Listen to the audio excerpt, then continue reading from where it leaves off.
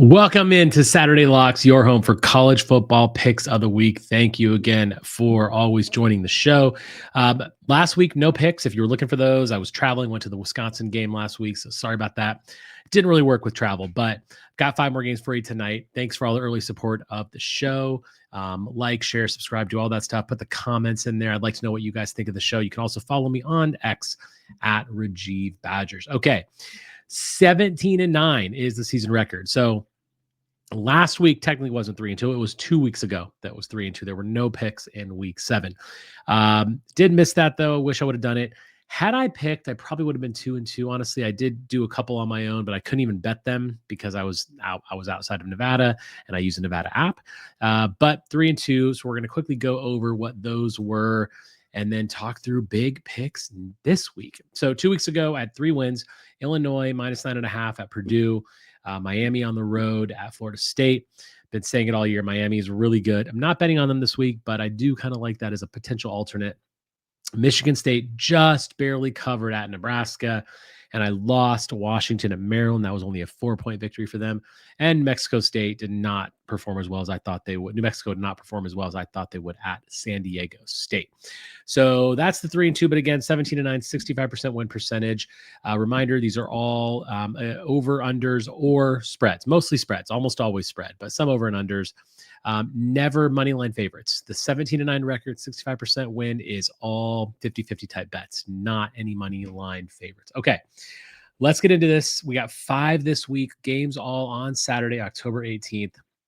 I'm going to go in order of start time for these games. So first up, Washington at Michigan. This is interesting to me. Michigan kind of took a beating last week at USC. Not horrible, but they didn't really play that well. Was certainly one of their tougher games. And Bryce Underwood is a good quarterback, but he's still got a lot of room to grow. There are some holes on this team. Washington is interesting. They are really good. Damon Williams, fantastic quarterback. I think he broke a record over 500 yards of total offense from that team. They're ranked top 10 in efficiency nationally. He's a dual threat guy. There's a lot of talent on that team, and they are outperforming what I think some people thought they were going to do. Going to the Big House is not an easy game, especially because Michigan just got beat. I always talk about recency bias. A lot of people clearly are just a little bit down on Michigan. If this would have been before the USC game, I'm thinking this is a 7.5, 8-point line. Justice Haynes potentially injured. This is a thing I do want to call out. If Justice Haynes does not play and you're waiting until Saturday to make this bet, I would look at, that might be one I pull away, but I even if Justice Haynes doesn't play, I already bet it. I still think they win. This is a big game for Washington, big stage. They're new into the conference. I don't know that team, that coach, that quarterback has what it takes to come in there and beat that jersey, right? That team on the other side, the team that is just, they're going to play well at home. They know it's a big game coming off a loss. I just don't think Washington has this. A lot of people thought Ohio State was going to struggle with Washington. I bet Ohio State in that game for a very similar reason to this. So I'm going Michigan -4.5. So Washington at Michigan, I'm taking Michigan -4.5.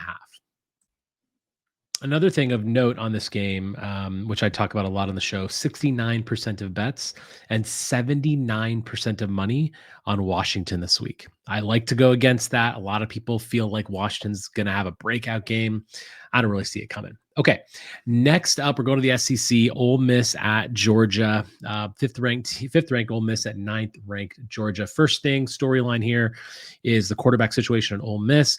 Austin Simmons has been hurt for much of the season.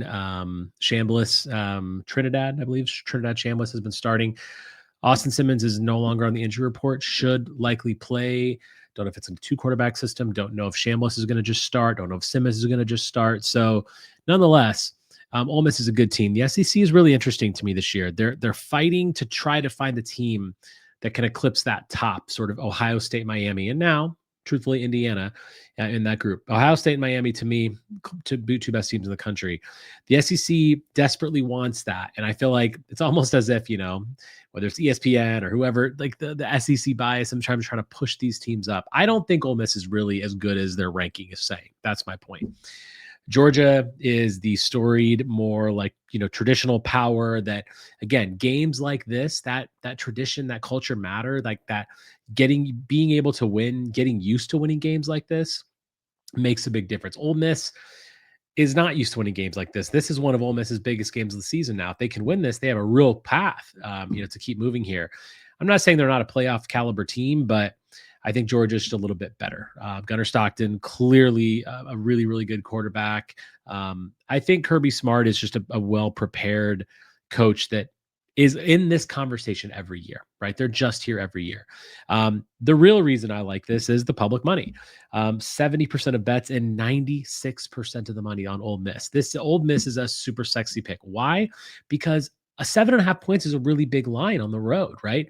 Even as a road team, like to have the number 5 team in the country be a 7.5 point underdog. That basically means a lot of people are going to bet that. Like, you're going to see money line bets, all kinds of money flowing on Ole Miss. I'm going the other way.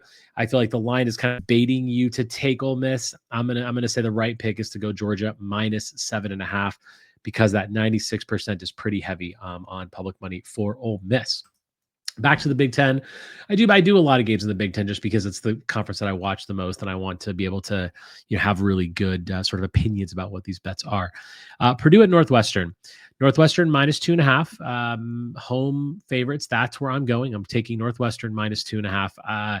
Purdue is far better than they were last year under Ryan Walters. Barry Odom has brought a whole new style of defense, mainly. They're playing more of a 4-down traditional ends, very, focused on execution, stopping the run fits. Like, they're very disciplined execution-based defense versus trying to have a bit more high-powered aggression that Ryan Walters tried to bring in there. Purdue's just a better team. Ryan Brown's playing quarterback. They're good. Northwestern is interesting to me. David Braun, I think, is a really good coach. Since he took over after the Pat Fitzgerald era, he's outperformed what people expected of him. He's had big wins over the last couple of years, and I think obviously last week was massive. They go to Penn State, they get a victory there. That's absolutely huge. Preston Stone is their quarterback, and I think that this is really more of I think a lot of people really feel like Purdue's a really good team. Or no, sorry, I shouldn't say that. They're much better. And therefore you're getting a lot of money and bets flowing on them. Northwestern, I do always say recency bias plays into it. So Northwestern is probably getting maybe this is a pick'em game if Northwestern doesn't do what they did last week at Penn State. I think Northwestern at home is still a decent bet against this Purdue team. Purdue offensively will make mistakes. I don't really see this working out for them. I'm taking Northwestern minus 2.5. Public money, again, is another reason I chose this game. 89% of bets, 92% of money is flowing on Purdue. So this is another big one where I'm saying I'm taking Northwestern. A lot of people feel like Purdue's a sexy pick. And I'm just not really buying into it. But I do think Barry Odom is bringing good things there. They're getting better. Unlike the team that I support, we're not getting better. We're going in the other direction. I give kudos to Purdue and what they're doing, but also Northwestern, massive win. They're also going to be pretty amped up after that big win at Penn State. All right, these next two games are I really like them both. Public money doesn't really sway me in these particular matchups, but what's really interesting here is what happened last week. Both of these teams I'm going to talk about next had big losses last week. First is Oregon. Number 8 Oregon minus 17.5 at Rutgers. This one is very interesting to me. Look, Oregon got beat by Indiana last week. Huge game, huge loss, frankly, for them. They're still a playoff team. They're very good. I think the Big Ten probably still comfortably gets at least three into the playoff. And I think that then you can kind of look at who that next team is. They're obviously with Penn State dropping way out. Maybe it's Michigan, maybe it's not. But nonetheless, I feel like Oregon is a dominant team that is pretty pissed. Like, let's face it, they're pretty pissed. Dante Moore is a really good quarterback. Dan Lanning is a guy that I feel like will turn this around, that loss, into something really positive for his team.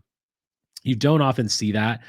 It can go one of two ways, right? A big loss. So look at Penn State's loss to Oregon a few weeks ago. After that, they could kind of kick on or they could fall down, and look what happened against UCLA. And then look what happened against Northwestern. now their coach is fired. We're going to talk about them next. But Oregon, I feel like Dan Lanning this could be a letdown after such a big loss. I don't think so. I think Rutgers is not, first of all, they're just not very good. Oregon's a fantastic team. Kaliak Manis is Rutgers quarterback, obviously used to be at Minnesota. He's turnover prone. And I feel like Oregon's going to take advantage of that. Oregon's offensive line allowed, I think, 5 or 6 sacks last week against Indiana. I think they're going to be ready to play. 17.5 to me is pretty light. I think this is a 30-point game. I think Oregon does something similar to what you saw them do to Oklahoma State early in the season. They can dominate this game. They've got a lot to prove after that loss to Indiana. I'm taking Oregon minus 17.5, 73% of public money on Rutgers. However, only 36% of the bets, which means that a few big money bets were placed on Rutgers. Sometimes that can mean that those sharps, as they call them, know something, but I'm still going with Oregon here. I like that pick a lot. Okay. Penn State at Iowa. Similar thing, right? Penn State is they're in a beleaguered program right now. James Franklin gone. Terry Smith is now taking over for that program while they search and hunt for their next head coach. Iowa is a team that obviously just came off a glowing victory at Camp Randall Stadium, of which I was at, which is why I didn't do a Saturday Lock show last week. Don't need to talk about that. Mark Gronowski is not 100% healthy, but he did play last week. He is going to play again. On the flip side, Drew Aller is out. Season-ending injury for the Penn State quarterback. So much hope and promise when Penn State started this season, and look where they have fallen. Which is why I feel like you're going to get a major sort of new head coach fire, like new head coach lift. There's so much around that program right now that those players are like, all right, like let's get this done now. Let's do it. Again, same thing could happen. They could tailspin the other direction. They've already kind of gone through that. They've already had 3 losses in a row. They're 0-3 in conference. And they were expected to potentially win the national title. I think they're going to turn it around. Why? They're extremely talented. They were number 2 in the country for a reason. Yes, Drew Aller is not there, but that team is littered with NFL talent. Iowa has a lot of warts. Wisconsin sucks. That's why we didn't win that game. We weren't even close. But I don't know how well Iowa's going to be able to move the ball. Here's the thing that's funny about this is Penn State is actually getting points here. They're plus 3.5 at Iowa. This game could be 3 points either way, just because it's going to be low scoring. I don't think you're going to see a massive number here. It could very well be 3 points. 3.5. I feel like I might have taken that for Iowa too, just because I feel like this is going to be a very, very close game. I think Penn State wins this, but I am going to take the plus 3.5. Even if Iowa does win, it's probably not going to be a large victory. I mean, Penn State has a loaded roster still. I know they've been playing poorly. I think Terry Smith will turn this around quickly, not get them a ton of wins, and all of a sudden they're going to be playoff bound. They're going to turn this around and play a lot better. There's a lot of these guys that have NFL aspirations. Maybe these guys want to transfer potentially. I think this is a comeback game, and Iowa has plenty of warts. Not the best. Let's go over those picks one more time. Washington at Michigan. I'm taking Michigan minus 4.5 at home. Ole Miss at Georgia. I'm taking Georgia minus 7.5 at home. Purdue at Northwestern, also taking the home team, Northwestern minus 2.5. Oregon minus 17.5 on the road. So these are my 2 road games. Oregon minus 17.5 at Rutgers, taking Oregon there.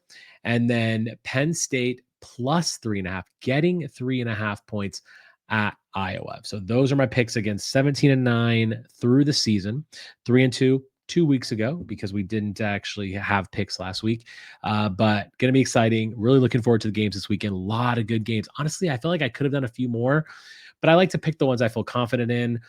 I also kind of like Notre Dame a little bit. I kind of like LSU, but those aren't my picks because I felt like I didn't really like them enough to actually make them. So the ones I gave you today, those 5 games, I've already bet them in a parlay. And I've bet them all individually 1 unit each. I do the parlay usually for like $20 and it can come out to a nice number. And then I do my typical 1 unit that I bet on for each one of those games. Again, hit the subscribe button, hit the like button. Thanks so much. It's a brand new channel. Really looking forward to growing this, talking about maybe other bets in the future, even NFL, potentially other things. But this has been a lot of fun. So thank you very much. And Yeah, I would say on Wisconsin, but there's really not much to talk about there. Good luck in your picks this week, and we'll be back again next week for at least 4 more. Hopefully, it's a big week for us.